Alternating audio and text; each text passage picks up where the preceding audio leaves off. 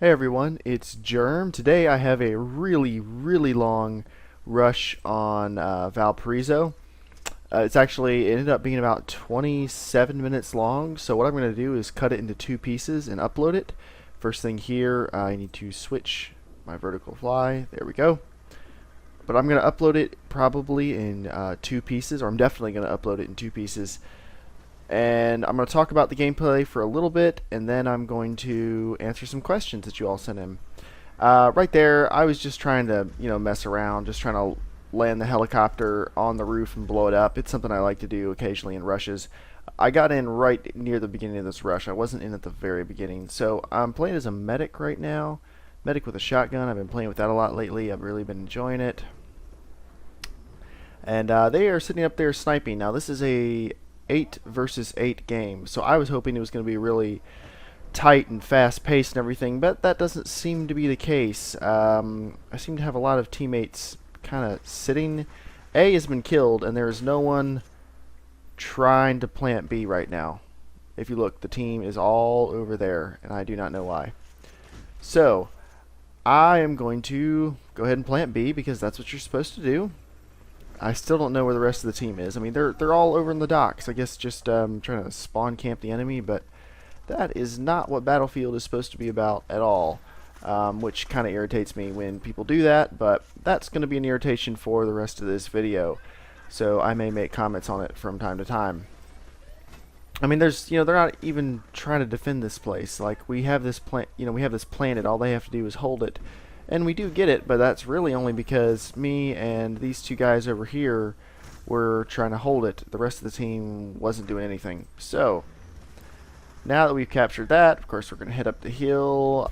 I should have known better than to think this wouldn't be booby-trapped, but I decided to go ahead and try to use the vehicle, and it's not going to work out well, as you were about to see.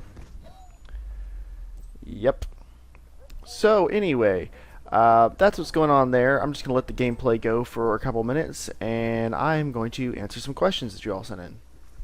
Okay, so the first question is, hey, I was wondering if you think my computer can run BF3 for, I'm assuming, Battlefield 3. I have a Phenom 955 quad-core and an ATI 5770 graphics card and 2 gigabytes of RAM. Thanks. Alright, there's a long answer and a short answer to this question.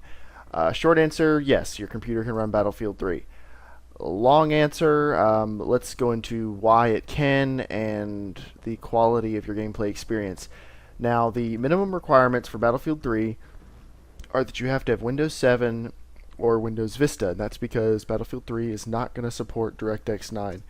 People are upset about that, some people are upset about that, but it was bound to happen eventually. I mean, DirectX 9 is a Windows XP technology, so it's very old. I know a lot of people still use Windows XP, but Windows 7's great. I mean, if you haven't upgraded to it yet, you really should. So it's only going to support Vista or 7. The next minimum requirement is a Core 2 Duo processor that's at least 2 gigahertz.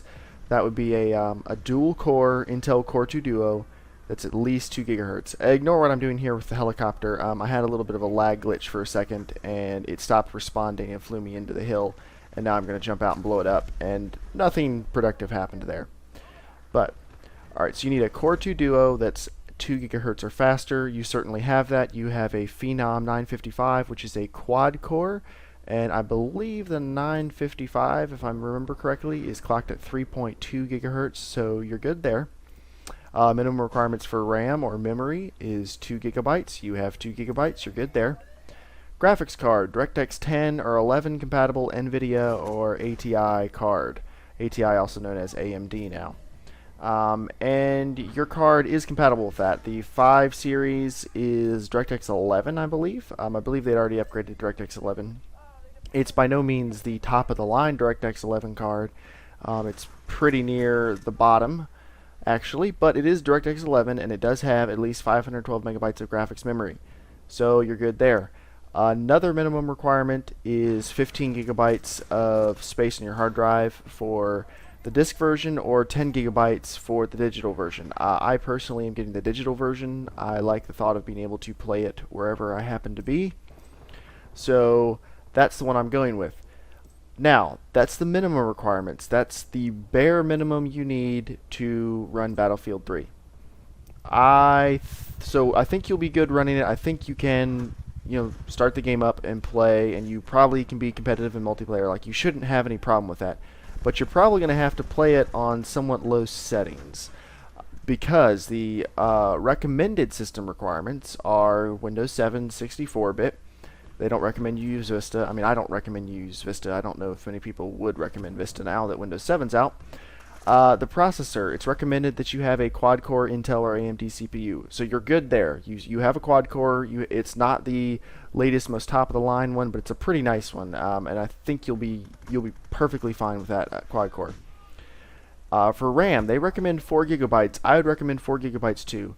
2 gigabytes is just not a lot to have in today's day and age if you like doing lots of modern gaming. It's just not. You can still play most modern games, but you might not be able to do much on your computer besides that. You might have trouble alt-tabbing in and out. You might have trouble bringing up, like, I don't know if there's going to be an Origin overlay for the game like there's a Steam overlay for most games that are on Steam, but stuff like that, you're going to have a harder time with 2 gigabytes.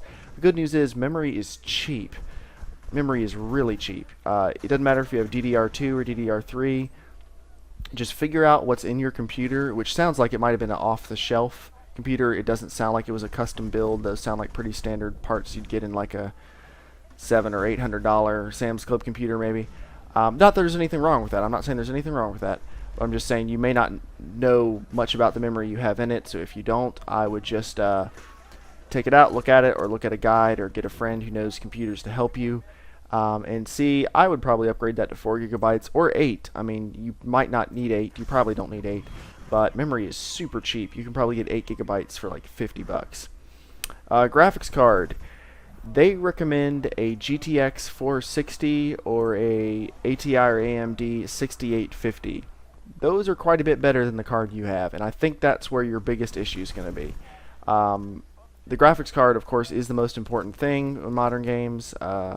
Second would be the processor, and after that, I believe, would be the memory. And then there's a whole bunch of other things that come into play. But your graphics card is okay, but it's not great. I'm just kind of guessing off the top of my head, but I don't think you're going to be able to play much above medium settings at best. Now, if you're okay with that, I'm sure the game's going to look great. It's probably going to look better on medium settings than it'll look on a console. And I'm not trying to diss consoles, but it's just a simple fact that a modern gaming computer is going to have a lot more graphical horsepower than a gaming console. It's not a big deal. They're optimizing the game to run on a console. I'm sure it'll work fine. But if you want to run on higher settings, you're probably going to need to make an upgrade. Now, the cards they recommend are exactly the cards I was going to recommend to you. The GTX 460, the GeForce GTX 460, is a great graphics card, and you can probably get it for, I'm going to guess, probably $120 with a rebate. I've seen it for that numerous times, or $150 to $200 without a rebate. If you aren't really used to rebates or you aren't comfortable doing that, that's fine. Just look for it for like $150, and the 6850 will probably start at about $150, maybe go up to like $200 as well. So if you can swing the money, either of those would be a great upgrade. And I think that's about answered that question. If the person who asked the question, if you have any more questions, of course, just ask me, and I'll do my best to answer them in the next video. All right, time for the next question. Why do you only play PC? That's a good question. It's not entirely accurate, though. I don't think I ever said I play only PC. I think I said I play primarily PC, and again, if I did say I play only PC, sorry about that. That was a mistake on my part. I play PC probably 95% of the time, and I have a PlayStation 3 that I play the other 5% of the time. Actually, I recently finished Gran Turismo 5, and I'm thinking about doing a Gran Turismo 4 replay through, and I am working my way through the first Infamous right now on PS3. Not very quickly, but I am working my way through it. As far as why do I mostly play on the PC, I'm going to change your question here to be why do you mostly play only on the PC. It came about pretty organically. When I first got into college, I only played my PS3 really. That first fall was when the first Modern Warfare came out, so I quickly started putting tons and tons of hours into that. At the time, I only had a laptop. It was some Gateway single core integrated graphics, pretty crummy laptop. I liked it when I got it though. It was alright for the time. It was just fast enough that I could run Half-Life 2 and Counter-Strike. So those are the games I played on my PC. Were Half-Life 2 and Counter-Strike, and I really enjoyed them. But that was about it. And at the time, I was originally going to college to be a video production major. I was going to do like video editing, shooting, stuff like that. And then towards the end of my first semester, I was like, I think I want to switch my major over to graphic design. I think the elements of video editing that really appealed to me were really the graphical elements. So I thought, maybe I'll just switch my major over, which is very common, by the way. There's a very good chance if you go to college, you're going to switch your major 1, 2, 3, 4, 5 times. I mean, a lot of people switch their majors in college. So when I decided I wanted to switch my major to the spring semester of my first year, I still had that laptop. I was doing very basic projects, and then my roommate built a gaming computer. At the time, it was pretty nice. We were able to build it for like $800. It had an 8800 GT and a AMD dual core. We were mostly excited that it could play Crysis, and at the time, the first Crysis had just come out, and it was extremely brutal on machines. But my roommate's computer could play it, so we were super happy.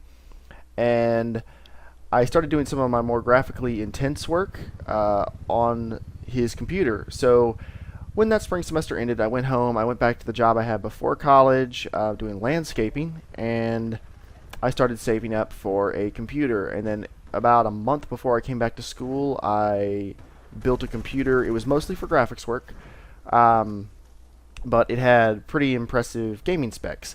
So I built it. I thought, you know what? I'll buy a couple games. Let's see what I can get and see if it's any good. And it kind of snowballed from there.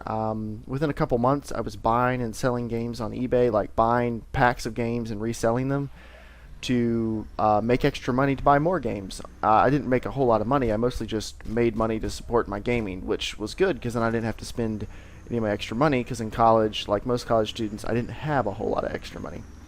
So, and I just, once I started playing on the PC, I just started enjoying it a lot more than playing on my console. I mean, it's nice to sit on your couch and game, I know that, but I really like sitting at my computer. I can be doing some work and then just pop into a game for a little bit, maybe relieve some stress.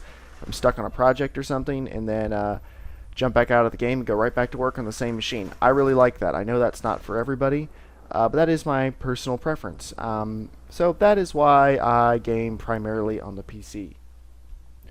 Alright, my last question for this week, or the last question that was asked, what's your setup and what headset do you use, or do you use speakers? And that's a little bit a convoluted question, but I will do my best to answer it. I'm not going to give my whole setup right now, because I think that'd be much better to do my setup video or something where I can just show it to you. That'll be a lot easier, but I'll give you a very brief rundown. My PC is in an Antec 900 case, which I've custom modded some, and you'll see that when I do a custom setup video. I have a AMD Phenom X6 1090T hexa-core 6-core processor overclocked to 4 gigahertz. I have 8 gigs of memory and an ATI 4890 graphics card. And I will go into a lot more detail on that when I do my setup video. As far as the headset I use a Corsair HS1 USB headset. I have a bunch of headsets. That's the one I play with most of the time. And again, when I do my setup video, I will tell you all about that. Alright guys, this is about midway through the match. So in the second half, I have some more things to talk about, and I will see you then.